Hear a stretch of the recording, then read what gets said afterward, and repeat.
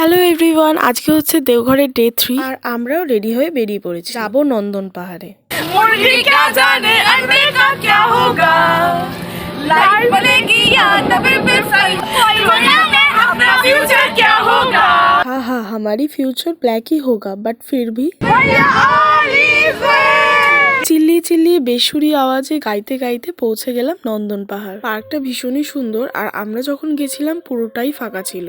তোমরা যদি দেওঘর ঘুরতে আসো তবে এই জায়গাটা অবশ্যই ভিজিট করো। পার হেড মাত্র 10 টাকা নেবে ঢুকতে, আর পার্কের ভিতর রাইডস গুলোর দামও খুবই কম, 10 টাকা কি 20 টাকা এরকম। পার্কটা পুরো ঘুরে দেখতে দেখতে ফার্স্টেই আমরা চলে এলাম এই যে এই মাথার খুলির কাছে। এখানে ভূতের কিছু একটা করেছিল আর এটার এন্ট্রি ফিস হচ্ছে 2 টাকা। চলো দেখি ভিতরে কি আছে।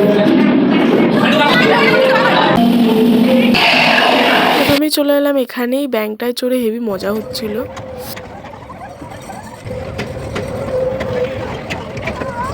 তারপর আরেকটা রাইডসে উঠেছিলাম যেটার ভিডিও আর করা হয়নি।